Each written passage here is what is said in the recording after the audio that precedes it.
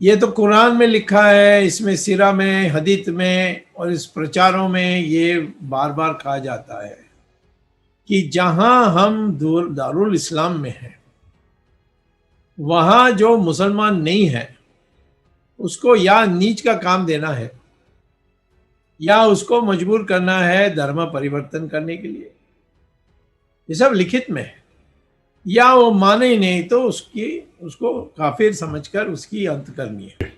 दारुल हरब में मोहम्मद ने कहा है, जैसे दारुल इस्लाम में भी कहा है, मोहम्मद ने कहा है कि जहां आपकी संख्या अल्पमत में हो लेकिन पर्याप्त है, तो मुसलमान की दायित्व है कि वो उस संख्या को बढ़ाते जाएं और जो सत्ता में हैं उनको मजबूर करें कि इसको बात मान लें, उस बात को मान लें,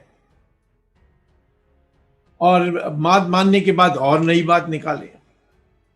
और उद्देश्य यह है कि ये दारुल इस्लाम का, दारुल हरब का जो माइनॉरिटी स्टेटस है उसको मेजॉरिटी स्टेटमेंट में बदलना है।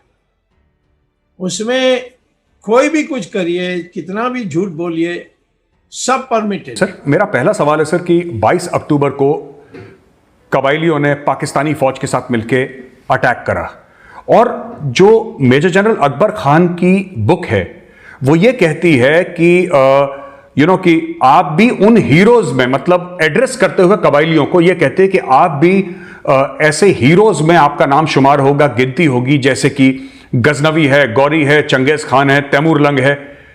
ये कैसे हीरोज होते हैं सर? ये तो हीरोज नहीं है। कोई माँ बाप ये तो नहीं कहता अपने बच्चे को कि बेटा हम चाहते हैं बड़े होकर तुम चंगेज खान बनो। ये कैसे हीरोज है सर इनके? अब देखिए, इस्लाम के जो सिद्धांत है उसमें आप गहराई में जाओगे तो फिर आपको इसको समझने में कोई दिक्कत नहीं होगी। मोहम्मद की इतिहास जो है उसमें उन्होंने कई ऐसे उदाहरण प्रस्तुत किए हैं जिससे जो एक सिद्धांत बाद में बनी और कुरान में लिखी गई। ऑफ कोर्स अब जो मोहम्मद ने कहा था वो तो सीरा और हदीत में बड़ी स्पष्ट है, लेकिन तीन चार बातें बिल्कुल साफ है जिसको हमारे लोग समझते नहीं है। जहां किसी जगह में मुसलमान मेजॉरिटी में है और सत्ता में है, उसको कहा जाता है कुरान में, सिरा में, हदीत में कि ये दारुल इस्लाम है। और जहां मुस्लिम माइनॉरिटी में है परंतु बड़ी संख्या में है, ज़्यादातर 25% से ज़्यादा, परंतु 50% से कम, उसको दारुल हरब कहते हैं। और धीरे धीरे अब उसको 15% से 35% कर दिया है दारुल हरब के लिए। और तीसरा है जहां 15% से कम है, और इसीलिए उसको दारुल अहद कहते हैं। तो इन तीनों में क्या फर्क है?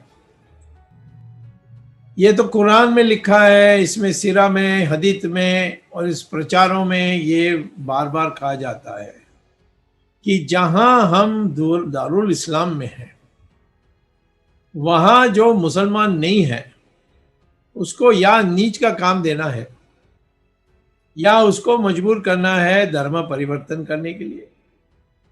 ये सब लिखित में है। या वो माने ही नहीं तो उसको काफिर समझकर उसकी अंत करनी है। और इसीलिए आप देखेंगे सऊदी अरेबिया एक दारुल इस्लाम है, कतार है, कई हैं, यमन। इनमें क्या है कि आपको एक भी मंदिर नहीं मिलेगा, एक भी चर्च नहीं मिलेगा,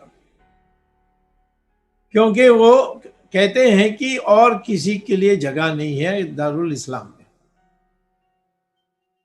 कश्मीर का यही हालत थी, लेकिन क्योंकि और भी कई ऐसे बातें थी जिस कारण से कश्मीर में वो दारुल इस्लाम स्थापित नहीं कर सके।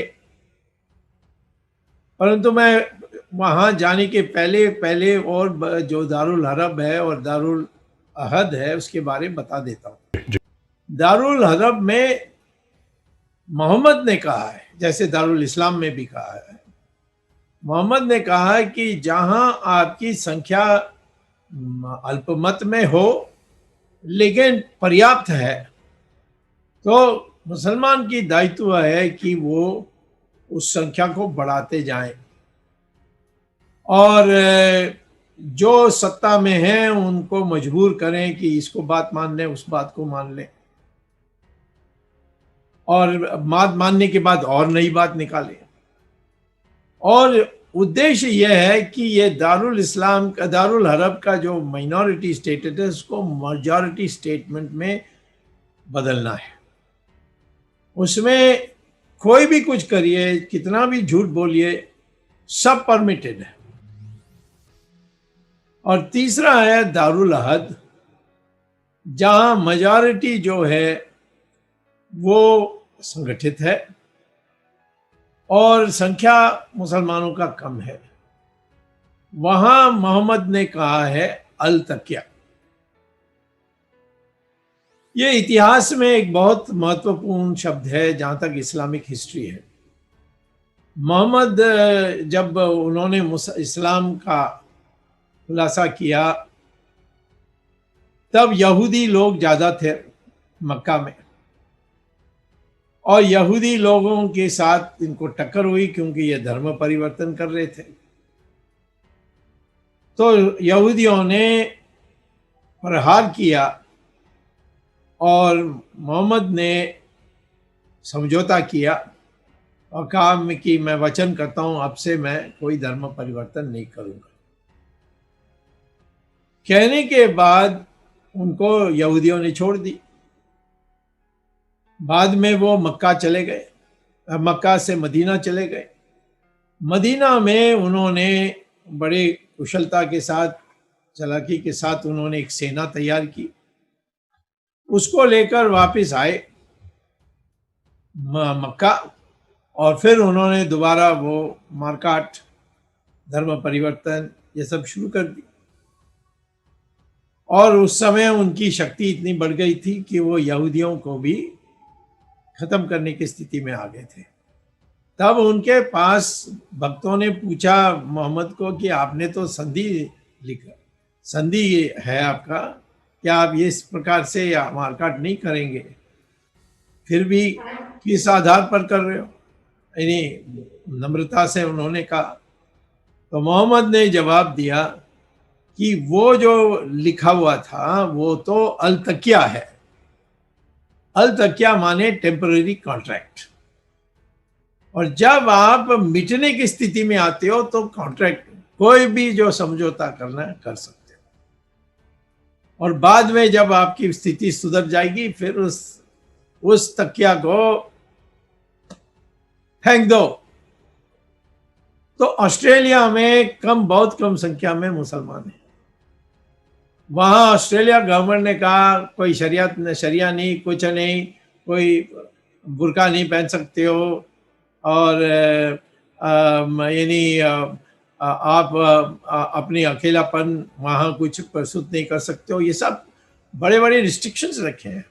Uniform civil code. तो एक दिन एक मोहल्ला ने नमाज में कह दिया कि मुसलमानों को ये अधिकार देना चाहिए कि अपने शरिया के अनुसार सारे विवाह होनी चाहिए, हमें ये यूनिफॉर्म सिविल कोड पसंद नहीं। तो वहाँ के प्रधानमंत्री, एक महिला थी उस समय, उसने इस बयान को सुनकर हम यानी पत्रकारों को कहा कि किसी मुसलमान को शरिया चाहिए तो उनको दूसरा देश ढूंढना चाहिए। अगला दिन सारे जो मुसलमान के जो संगठन थे सब ने प्रस्ताव पास करके प्रधानमंत्री को पहुंचाया कि ये मुल्ला तो पागल है, हम तो यूनिफॉर्म सिविल कोड बिल्कुल मानते हैं। ऑस्ट्रेलिया में यूनिफॉर्म सिविल कोड है, कोई ऑब्जेक्शन नहीं होती। अमेरिका में भी यूनिफॉर्म सिविल कोड। इंग्लैंड में आप देख सकते हो कि उनकी संख्या बढ़ गई है और अब इंग्लैंड में हर चीज पर कहीं ना कहीं दबाव डाल करके मुसलमानों के लिए अलग से एक परिस्थिति पैदा कर रहे हैं और धर्म परिवर्तन जोर में है। हमारे देश में कश्मीर दारुल इस्लाम बन गया था और आप जानते हैं कि कश्मीरी जो थे अल्पमत थे, कोई हथियार नहीं उठाता था। कश्मीरी बड़े शांति में विश्वास करने वाले लोग थे, कश्मीरी पंडित, कश्मीरी हिंदू कहना चाहिए, सिख भी उसमें जोड़ना चाहिए, बुद्ध भी जोड़ना चाहिए। लेकिन एक दिन 5 लाख कश्मीरियों को, ज्यादातर पंडितों को या मारकाट की, उनके महिलाओं को साथ दुर्व्यवहार किया जिसका मैं विवरण नहीं देने चाहता हूं, और उनको भगा दिया। तो वहां ये कहा कि कश्मीर मुसलमानों का है, ये दारुल इस्लाम है, और ISIS भी यही कहती है। तो हम लोग इसको समझते नहीं हैं। हम जितना, जहां संख्या बहुत है वहां आप समझौता की बात करोगे तो पिटोगे। जहां उनकी संख्या ज्यादा नहीं है वहां हम अपने हिंदू धर्म के अनुसार उनको कह सकते हैं मस्जिद बनाओ, अपने नमाज पढ़ो, अपनी जो तरीकाएं हैं उससे चलो। लेकिन जहाँ तक संस्कृति है, हमें पहले दिन से कहना चाहिए था, तो जहाँ तक संस्कृति है वो तो हमारी जो प्राचीन संस्कृति है, जिसके लिए हमने युद्ध करते करते आज मुक्ति पाई है, उसको हमने वो मानना पड़ेगा। जो मुसलमान हमारे साथ इस प्रकार से रह नहीं सकते, हमें कहना चाहिए था तुम्हारे लिए तो हमने पाकिस्तान बना दिया है। 1/3 हिस्सा हमारी भारत की भूमि को काट के हमने दे दी और उसमें आप रह सकते हो, आप अपना दारुल इस्लाम वहां चला सकते हो।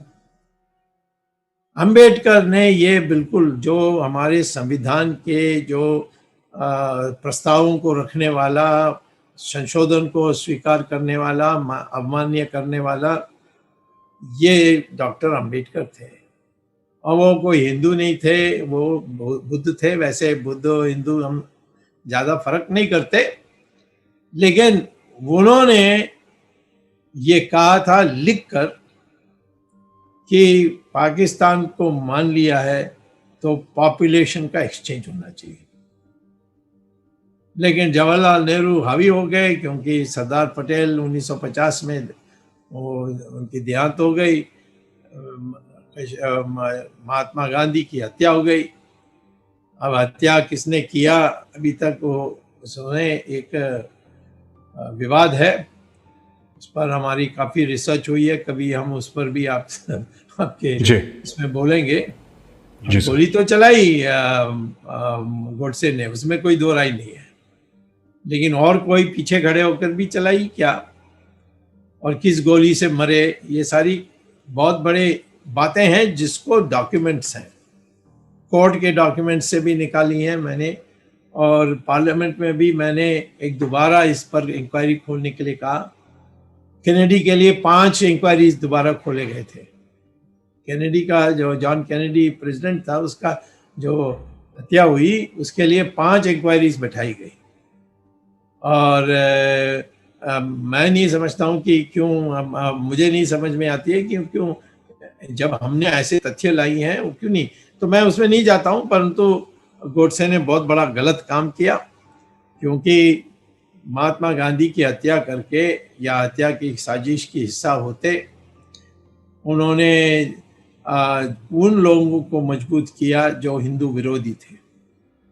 गोडसे ने कहा था कि मैं महात्मा गांधी की एंटी हिंदू पॉलिसीज पसंद नहीं आई, इसीलिए मैंने इसको गोली चलाई उनके ऊपर। मैं कहता हूं कि उस गांधी की हत्या से